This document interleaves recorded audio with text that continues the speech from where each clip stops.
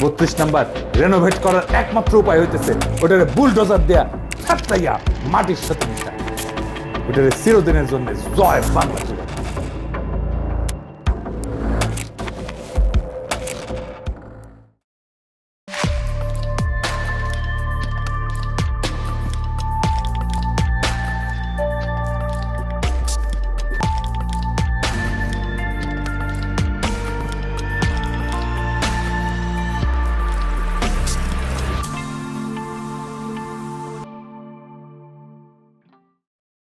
ঈদ মোবারক। বাংলাদেশের সংগ্রামী ছাত্র জনতাকে আমার অভিবাদন। ফ্যাসিবাদের আতুর ঘর ধানমন্ডি 32 নাম্বার মাটির সাথে মিশা দেওয়া হয়েছে বুলডোজার দিয়া। শুধু ধানমন্ডি 32 নাম্বার না, সারা দেশে সিলেটে, খুলনায়, বরিশালে নানা জায়গায় ফ্যাসিস্টদের সহযোগীদের স্থাপনা গুড়ায় দেওয়া হয়েছে। এই সপ্তাহ ধরে চলুক ফ্যাসিবাদের চিহ্ন মুছার পালা। Bangabandhu Sheikh Mujib medical university, school college মাদ্রাসায় শেখ রাসেল বা শেখ কামাল কম্পিউটার ল্যাব, সুলতানা কামাল, শেখ মুজিব, শেখ কামাল, ফজিলাতুন্নেসা মুজিব নামাঙ্কিত যে কোনো স্থাপনা, বঙ্গবন্ধু নামাঙ্কিত স্থাপনা, শেখ হাসিনা বার্ন হাসপাতাল, যেখানে শেখ পরিবারের নাম দেখবেন সেই স্থাপনার নাম ফলক সাইনবোর্ড খুলে ফেলবেন, জয় বাংলা করে দেবেন। আমি এই দিনটার স্বপ্ন দেখতাম। আমি জিটিভির লাইভে বলছিলাম আমার স্বপ্নে দেখা আগামীর বাংলাদেশে ধানমন্ডি 32 নাম্বার নাই। যেমন ধরেন আমার ইমাজিনেশনে আগামীর বাংলাদেশে আওয়ামী লীগ থাকবে না, আওয়ামী লীগ দলই থাকবে না। আগামীর বাংলাদেশে ধানমন্ডি 32 নাম্বার থাকবে না, ওইটা মাটির সাথে মিশে যাবে। আমি কয়েকদিন আগের এপিসোডে বলছিলাম এই ধানমন্ডি 32 নাম্বার গুড়ায় দিতে হবে বুলডোজার দিয়া। শুনেন, 32 নাম্বার শব্দটা একটা অভিশপ্ত শব্দ। 32 নাম্বার বাংলাদেশের ফ্যাসিবাদের আতুর ঘর।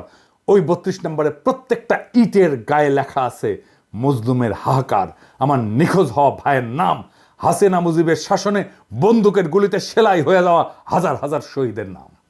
ওই 32 নাম্বার রেনোভেট করার একমাত্র উপায় হইতেছে ওটারে বুলডোজার দেয়া ফ্যাতলাইয়া মাটির সাথে মিশায় দেওয়া, ওটারে চিরদিনের জন্য জয় বাংলা করে দেওয়া। ওই কাজ আমরা করব, একদিন করব, আজ না হোক কাল করব। ওইটা রেনোভেট যে করতে আসবে তারও সানডে মানডে ক্লোজ করে দিব। ইনকিলাব জিন্দাবাদ। 5ই আগস্ট যেইভাবে আসছিল অকস্মাৎ, ঠিক সেইভাবে 6 মাসের মাথায় আর একটা অপ্রত্যাশিত ইতিহাস রচিত হলো। ধানমন্ডি 32 নাম্বার ধুলিস্যাৎ হয়ে গেছে। এইটা সাহেব পার্টি সং হবে, পার্টি সং। ভিডিও দেখান যে কেমনে জয় বাংলা হইতেছে। যদিও এই ভিডিওটা রেকর্ড করার সময় আধা আধি ভাঙা হয়েছিল, আশা করি সকালে একেবারে পরিষ্কার হয়ে গেছে। সত্যি কথা বলতে কি, আমি নিজেও আশা করি নাই ধানমন্ডি 32 নাম্বার আসলেই মাটির সাথে মিশা দেওয়া যাবে, কিন্তু গেছে। এর রাজনৈতিক তাৎপর্য অপরিসীম।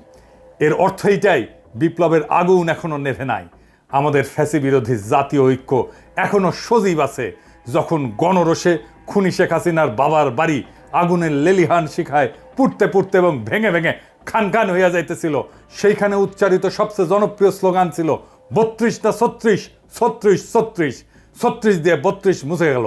যারা এই কাজে প্রত্যক্ষভাবে অংশ নিছেন, যারা রাতে বুলডোজার, এক্সকাভেটর আর চালক পাঠাইছেন, আমি তাদের নাম বলতেছি না, এই গভীর রাতে নানা জায়গায় থেকে তাদের আমাদের কৃতজ্ঞতা, অভিবাদন, সালাম। এই কাজে কিছু অন্তরে আওয়ামী লীগেররা কষ্ট পাইছেন। সংবিধান সংস্কার কমিটির সদস্য ফিরোজ আহমেদ এই ঘটনায় উস্কানিদাতাদের বিরুদ্ধে ব্যবস্থা নিতে বলছে এতে ভারতের লাভ হবে। আবার দেখেন রাখাল রাহা, ওই যে কইছিলাম না, রাখাল রাহা সেও কইছে এতে নাকি ভারতের লাভ হবে। আবার দেখেন দিল্লি স্টার কি লিখেছে, সে এডিট করেছে। প্রথমে বলছে মব গেছে ওইখানে, হারামজাদা পরে এডিট করে প্রোটেস্টার লিখছে। হারামজাদা আমরা মব, এরা জিন্দেগিতে ভালো হবে না। এরা 10 জনমের জাউরা ডেইলি স্টার। এরা একই সাথে আওয়ামী লীগ আর ইন্ডিয়ার লেসপেন্সার দালাল। এদেরকে বাংলাদেশের মাটি থেকে এইভাবে উচ্ছেদ না করলে বাংলাদেশের কোনো মুক্তি নাই। আর এই বামেরা, ওনাদের ধারণা ইন্ডিয়ার এজেন্সি করাইছে এইটা, এতে ইন্ডিয়ানরা লাভবান হবে। এটাই তত্ত্ব দিবে হাসিনার দলকে নির্বাচন করতে না দিলে ইন্ডিয়া লাভবান হবে। হাসিনাকে নির্বাচন করতে না দেওয়াটা ইন্ডিয়ান প্ল্যান। হাসিনার বিচার করলে ইন্ডিয়া লাভবান হবে। এমনকি ভাঙার সময় নারায় তকবীর বলে ধ্বনি দিছে, তাতেও নাকি ইন্ডিয়ার লাভ হবে। এরাই বলেছিল এই পুন্দে আলোর ডেইলি স্টারের সামনে জিয়াফতে ইন্ডিয়ার লাভ হবে। মানে যা কিছু আপনার শক্তির প্রকাশ, যা কিছু আপনার আইডেন্টিটি, যা কিছু আপনার রাজনীতি, সেটাই ইন্ডিয়ার লাভ হবে বলে থামায় দেওয়ার চেষ্টা করা হয়। প্রফেসর ইউনূসের আয়না ঘরে যাইতে দেয় না আর্মি। সরকারের এই ক্ষমতাহীনতা কার জন্য হয়েছে? এইসব সুশীলদের জন্য, এইসব বামেদের জন্য, এইসব ইন্ডিয়া প্রেমীদের জন্য। এখন এরা কান্নাকাটি করে। ধানমন্ডি 32 নম্বর গুড়ায় দেওয়ার এই ঘটনা প্রফেসর ইউনূসের সরকারের শক্তি বাড়াইছে, ছাত্রদের শক্তি বাড়াইছে। আমরা আবার জুলাই আগস্ট বিপ্লবের শক্তিকে সংহত করতে পারছি। এই প্রথম ছাত্ররা 5ই আগস্টের পরে একটা সিগনিফিক্যান্ট রাজনৈতিক কর্মসূচিকে সফল করতে পারলো। এইটা ইন্ডিয়ার দালালদের পছন্দ হইতেছে না, ওদের পুচ্ছে আগুন ধরে গেছে। আমারেও রয়ের এজেন্ট বলা হয়। আবার এইদিকে আমার মৃত্যু পরোয়ানা জারি করেছে, আমার নাকি কোপানো হবে, অ্যাসিড ছুঁড়ে মারা হবে ইত্যাদি প্রকাশ্যে হুমকি দেওয়া হয়েছে। দেখেন ভাইজান, আমরা যদি মরে যেতে হয় তাহলে কি কোনো অসুবিধা আছে? আমার সাথে ঢের কম বয়সের ছেলেমেয়েরা জুলাই আগস্ট বিপ্লবে প্রাণ দিছে, আমারও না হয় প্রাণ গেল, কিছু যায় আসে। আমার ফাইটটা করার দরকার ছিল, সেটা শেষ হয়েছে। এই ফাইটটা দিব জন্যে প্রাণ বাঁচাইতে পালাইছিলাম।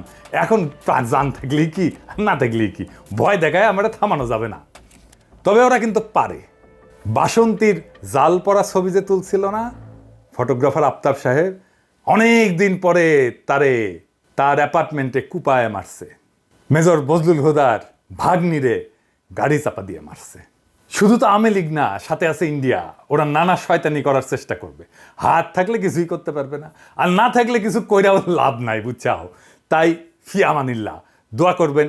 এইবার দেখে নেই গতকাল সকালে কোন বার্তা দিছিলাম এই ঘটনা ঘটার আগে, শুনেন। আসসালামু আলাইকুম। আজ রাত 9টায় গণহত্যাকারী, খুনি, নির্লজ্জ ফ্যাসিস্ট হাসিনা ছাত্রদের উদ্দেশ্যে বক্তব্য দেওয়ার খায়েশ করেছে। এই স্পর্ধার জবাব দিতে হবে। এই স্পর্ধার জবাব দেব আমরা ধানমন্ডি 32 নাম্বার গুড়িয়ে দিয়ে। যেই মুহূর্তে সে বক্তব্য দেওয়া শুরু করবে সেই মুহূর্তে আপনারা দলে দলে আসবেন, ধানমন্ডি 32 নম্বরে বুলডোজার নিয়ে আসবেন। বুলডোজার না পাওয়া গেলে হাতুড়ি শাবল গাইতি নিয়ে আসবেন। ধানমন্ডি 32 নাম্বার আজ থেকে আর থাকবে না, ইতিহাসের দায় মোচন করবেন। ফ্যাসিবাদের আতুর ঘর নিশ্চিহ্ন করতে আসবেন, গান গাইতে গাইতে আসবেন, স্লোগান দিতে দিতে আসবেন, সন্তানের হাত ধরে আসবেন, মুখে হাসি আর বুকে প্রতিরোধের আগুন নিয়ে আসবেন। ফ্যাসিবাদের ধ্বংসস্তূপের উপরে ছাত্র জনতার বিজয় নিশান উড়াতে আসবেন। আজ রাত 9টায় সেই ইতিহাস রচিত হোক। আবু সাইদ মুগ্ধরাও আসবে আপনাদের দেখানো পথে। আসেন, অসমাপ্ত কাজ আজ আমরা সম্পাদন করি, ইতিহাসের দায় মোচন করি। ধানমন্ডি 32 নাম্বার থাকবে না। ছাত্র জনতা ঐক্য জিন্দাবাদ, ইনকিলাব জিন্দাবাদ। এই মুহূর্তে প্রফেসর ইউনূসের সরকারের দরকার তার ক্ষমতাকে সংহত করা। বিপ্লবের শক্তি সংহত করছে তার শক্তিকে, প্রফেসর ইউনূসও তার ক্ষমতাকে সংহত করবেন। ওনাকে নির্দেশনা দিতে হবে, সকল সরকারি দপ্তর থেকে মুজিবের ছবি নামায় ফেলতে হবে। সেনাপ্রধানের দপ্তর সহ আমরা দেখছি সেনাপ্রধানের দপ্তরে মুজিবের ছবি পিছনে এখনো জল করতেছে। যে আয়নাঘর ভিজিট করতে পারেন নাই প্রফেসর ইউনূস, সেই আয়নাঘরে অবিলম্বে ভিজিটে যাইতে দিতে হবে। আমাদের এক নতুন পর্যায়ে শুরু হইল। ফ্যাসিস্ট চিহ্নের মূলোৎপাটনের প্রেক্ষাপটে জুলাই গণ অভ্যুত্থানের নতুন ঘোষণা, জেগে ওঠো নতুন বাংলাদেশ। জুলাই গণ অভ্যুত্থানে ফ্যাসিস্ট আওয়ামী লীগ শক্তির পতনের দিন 5ই আগস্টের মতো আজকেও গণ অভ্যুত্থানের একটা বিশেষ দিন। বাংলাদেশের দেশপ্রেমিক বিপ্লবী জনতা আবার রাখছে। এর মধ্য দিয়ে জুলাই গণ অভ্যুত্থানের প্রথম ধাপ পূরণ হইল। এখনই সময় গণ অভ্যুত্থানকে সফল করার জন্য সুচিন্তিতভাবে দ্বিতীয় ধাপে আগায় নিয়ে যাওয়া। তাই বিশেষ এই ঐতিহাসিক মুহূর্তে দেশ, জাতি, সাধারণ মানুষের স্বপ্ন আকাঙ্ক্ষা পূরণে লড়াইরত মানুষের সামিল হিসাবে আমার সকল রাজনৈতিক, অরাজনৈতিক বন্ধু, মঙ্গলাকাঙ্ক্ষী, সহযোদ্ধা, সকল দেশপ্রেমিক মানুষের কাছে এই ঘোষণা হাজির করতেছি। গত 16 বছর ছিল বাংলাদেশের ইতিহাসের একটা অন্ধকার অধ্যায়। এই সময় ছিল একটা নির্মম ফ্যাসিবাদী শাসনের উত্থান, যা আমাদের গণতান্ত্রিক অধিকারগুলোকে ধ্বংস করছে, একে একে আমাদের কণ্ঠরোধ করছে এবং জাতিকে এক শঙ্কাময় অবস্থায় ঠেলে দিছে। ফ্যাসিস্ট হাসিনার নেতৃত্বে অবৈধ সরকার ক্ষমতার মোহে অন্ধ হইয়া আমাদের গণতন্ত্রের ভিত্তি ধ্বংস করছে, রেখে গেছে অত্যাচার, দুর্নীতি, জুলুম আর মানবাধিকার লঙ্ঘনের চিহ্ন। উন্নয়নের বুলি আর সন্ত্রাসবাদের বিরুদ্ধে লড়াইয়ের নাম কইরা হাসিনার ফ্যাসিবাদী সরকার এমন আইন প্রণয়ন করছিল যা আমাদের বাক স্বাধীনতা, সমাবেশ, সংগঠনের অধিকার কেড়ে নিছিল। বাংলাদেশকে পরিণত করছিল একটা ক্লাসিক ফ্যাসিস্ট রাষ্ট্রের ক্লাসিক উদাহরণে। ভিন্ন মতকে নির্মমভাবে দমন করা হয়েছে, সাংবাদিকদের মুখ বন্ধ করা হয়েছে এবং রাজনৈতিক বিরোধীদের অপহরণ করা হয়েছে, কারাবন্দী করা হয়েছে, হত্যা করা হয়েছে, দেশ ছাড়া করা হয়েছে। আইন শৃঙ্খলার পরিবর্তে দেশ পরিচালিত হয়েছে এক নায়ক হাসিনা এবং তার মাফিয়া চক্রের ইচ্ছা মতো। আর বিচার ব্যবস্থা পরিণত হয়েছিল প্রহসনে। তার শাসন আমলে দুর্নীতি ফুলে ফেঁপে উঠছিল, যেখানে সরকারি কর্মকর্তারা জনগণের সম্পদ লুইটা নিজেদের পকেট ভরিছে, জনগণের সেবা অবহেলিত হয়েছে, অর্থনীতি স্থবির হয়ে পড়ছে এবং দারিদ্র আরো গভীর হয়েছে। অগণিত বাংলাদেশি নাগরিক তাদের জীবিকা নির্বাহে হিমশিম খাইছে। বাংলাদেশকে তৈরি করে ফেলা হয়েছিল ভারতের নয়া উপনিবেশে। বাংলাদেশের বাজারকে উন্মুক্ত করে দেওয়া হয়েছিল ভারতের লুটপাটের জন্য। 1947 সালে ভারতের পাশাপাশি পাকিস্তান এবং বাংলাদেশ একীভূত রাষ্ট্রীয় কাঠামোয় উপনিবেশ থেকে স্বাধীন হওয়ার পর থেকে পাকিস্তানের বিরুদ্ধে বাংলাদেশের মানুষদের উপর অর্থনৈতিক এবং সামাজিক শোষণের প্রতিবাদ শুরু হয়। তখন থেকে শেখ মুজিবের রাজনীতি ছিল ক্ষমতার হিস্সা আদায়ের। বাংলাদেশের সাধারণ মানুষদের অর্থনৈতিক এবং সামাজিক বৈষম্যের কথা মুখে বললেও শেখ মুজিব কিংবা আওয়ামী লীগ কখনোই সাধারণ মানুষের অধিকার আদায়ের রাজনীতি করে নাই। তারা সবসময় ক্ষমতা চাইছে, পাকিস্তানি কর্তৃপক্ষের বদলে নিজেরা বাংলাদেশের মানুষের উপরে শোষণ চালানোর মালিকানা চাইছে। সেই জন্যে শেখ মুজিব বারবার ক্ষমতা বসতে চাইছে। 1971 সালে বাংলাদেশের সাধারণ মানুষ যখন অর্থনৈতিক, সামাজিক এবং বৈষম্য অবসানের জন্য, নিজেদের মানবিক অধিকার প্রতিষ্ঠার জন্য, সাম্যের জন্য মুক্তিযুদ্ধে অংশগ্রহণ করে, তখন আওয়ামী লীগরা ভারতে বৈশা পাকিস্তানিদের হটায় নিজেরা ক্ষমতা বসার নীল নকশা তৈরি করে ভারতের সাথে বৈশা। স্বাধীনতার পরপর আওয়ামী লীগ তাই করে। বাংলাদেশে পাকিস্তানি স্বৈরাচার যা করছিল, পাকিস্তানি স্বৈরাচারের পরিবর্তে আওয়ামী স্বৈরাচার কায়েম হয়। আওয়ামী নির্যাতন, শোষণ, খুন, রাজধানী ধর্ষণ, লুটতরাজে পাকিস্তান আমলের চেয়ে খারাপ অবস্থা তৈরি হয়। মুক্তিযুদ্ধের সুফল মানুষ ভোগ করতে পারে নাই। ফলে মুক্তিযুদ্ধকে ব্যর্থ করার মূল হোতা হলো আওয়ামী লীগ নিজেই। আওয়ামী লীগ হলো মুক্তিযুদ্ধকে নস্যাৎ করার মূল শক্তি।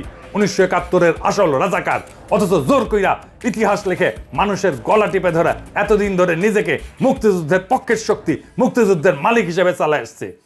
2009 সালে ক্ষমতায় আসার পর আওয়ামী লীগের ভয়ঙ্কর দানব চেহারা আবার বাইর হয়ে পড়ে। বিপুল লুটতরাজ, চুরি, ডাকাতি, বিরোধী মতের লোকদের খুন খারাপি, ধর্ষণ, গুম সবই শুরু হয়। তাদের 16 বছরের শাসন বাংলাদেশের মানুষের উপরে ভয়াবহ গজবের মতো নাইমা আসে এক অন্ধকারের জাহেলিয়াত। এই অপশক্তির 71 বিরোধী চেহারা, গণবিরোধী রূপ এখন পরিষ্কার। আজ এই বিশেষ পরিস্থিতিতে আওয়ামী লীগকে বাংলাদেশ বিরোধী শক্তি ঘোষণা করতেছি। সকল দেশপ্রেমিক শক্তির প্রতি আহ্বান জানাচ্ছি, বাংলাদেশ বিরোধী এই দানবের অস্তিত্ব, সকল চিহ্ন, সকল প্রতীক নির্মূল করুন। যারা আওয়ামী লীগের পক্ষে দাঁড়াবে তাদের চিহ্নিত করুন, প্রতিহত করুন। বাংলাদেশের মাটিতে বাংলাদেশ বিরোধী অপশক্তি আওয়ামী লীগের জায়গা নাই। যারাই আওয়ামী লীগের পক্ষে দাঁড়াবে তাদেরকেই প্রতিরোধ করুন, প্রতিহত করুন। গণহত্যাকারী ফ্যাসিস্ট হাসিনা ও তার শাসনের যাবতীয় রাষ্ট্রযন্ত্র, বর্তমান প্রশাসন, সেনা, পুলিশ, বিভিন্ন সরকারি সংস্থায় ঘাপটি মেরে বসে থাকা দেশদ্রোহী আওয়ামী দালাল 2024-এর গণ অভ্যুত্থান নস্যাৎকারী দুর্বৃত্তদেরকে চিহ্নিত করার নিমিত্তে ট্রুথ অ্যান্ড রিকনসিলিয়েশন কমিশন গঠন করতে হবে এবং তার মাধ্যমে সেসব অপরাধীদের বিচার এবং শাস্তি নিশ্চিত করতে হবে। অতি সত্বর সংবিধানের মূলনীতির প্রশ্নে গণভোটের আয়োজন করতে হবে এবং সব স্টেক হোল্ডারদের সাথে আলাপ আলোচনা করে এসব কাজ করার উপযোগী সরকার গঠনের জন্য ডাক দিতে হবে। যেসব হাজারো শহীদ তাদের জীবন উৎসর্গ করছেন এই অত্যাচারী শাসনের বিরুদ্ধে লড়াইয়ে, তাদের আত্মত্যাগ ব্যর্থ হইতে দেওয়া যাবে না।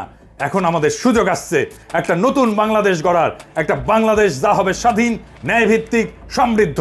আমাদের গণ অভ্যুত্থানের প্রথম ধাপ সফল হয়েছে। ফ্যাসিস্ট শেখ হাসিনা আর তার সন্ত্রাসী সংগঠন আওয়ামী লীগকে ক্ষমতা থেকে উৎখাত করা হয়েছে। বিদ্যমান সংবিধান 36 জুলাই গণ অভ্যুত্থানের মাধ্যমে শূন্যতায় পরিণত হয়েছে। এই ঘোষণাই হবে নতুন শাসন ব্যবস্থা এবং রাষ্ট্র পরিচালনার ভিত্তি। এখন দ্বিতীয় ধাপে আমাদের কাজ হইল সামাজিক ন্যায় বিচার, সাম্য এবং মানবাধিকারের ভিত্তিতে একটা নতুন দেশ গড়া। এর জন্য প্রয়োজন বর্তমান সরকারকে আরও বেশি অন্তর্ভুক্তিমূলক, আরও বেশি সম্প্রসারিত এবং প্রয়োজনে বিভিন্ন রাজনৈতিক দল, পেশাজীবী, ছাত্র জনতার প্রতিনিধিত্ব এবং অংশগ্রহণের ব্যবস্থা করা, যাতে জুলাই অভ্যুত্থানের সাথে থাকা সকল শক্তিকে একসাথে নিয়ে অভ্যুত্থানের জন আকাঙ্ক্ষা বাস্তবায়ন নিশ্চিত করা যায়। সামরিক বাহিনীর উপরে অন্তর্বর্তীকালীন সরকারের পূর্ণ কর্তৃত্ব নিশ্চিত করতে হবে। ভারতপন্থী দুর্বৃত্ত জেনারেলদের সেনাবাহিনী থেকে বহিষ্কার করতে হবে। আসেন আমাদের শহীদদের স্মৃতি শ্রদ্ধার সাথে ধারণ করে এমন একটা বাংলাদেশ গড়ি যেখানে বৈষম্যহীন সমাজ ব্যবস্থা প্রতিষ্ঠিত হবে। একটা দেশ যেখানে প্রত্যেক নাগরিক তাদের বিশ্বাস যাই হোক না কেন, পটভূমি যাই হোক না কেন, ধর্ম যাই হোক না কেন, মর্যাদা এবং সম্মানের সাথে বিবেচিত হবে, যা বাংলাদেশের জনমানুষের সঠিক ঐতিহাসিক বিকাশ এবং সাংস্কৃতিক সিলসিলা ধারণ কইরা বিশ্ব মানবের অগ্রযাত্রায় সামিল হবে। আসেন আমরা এমন একটা বাংলাদেশ গড়ি যা হবে বিশ্বের নির্যাতিত মানুষের জন্য আশার বাতিঘর। 4টা মূলনীতিতে দেশকে আবার ঐক্যবদ্ধ করি। আমাদের যার যার রাজনৈতিক লক্ষ্য যাই থাকুক না কেন, এই 4টা নীতিতে আমরা ইস্পাত কঠিন ঐক্য ধরে রাখবো। 1 নাম্বার, আওয়ামী বাকশালী রাজনীতি নির্মূল। 2 নাম্বার, ভারতীয় আধিপত্যবাদ নির্মূল। 3 এবং 4 নাম্বার, সাম্যের এবং ইনসাফের রাষ্ট্র প্রতিষ্ঠা। জুলাই গণ অভ্যুত্থান জিন্দাবাদ, ইনকিলাব জিন্দাবাদ।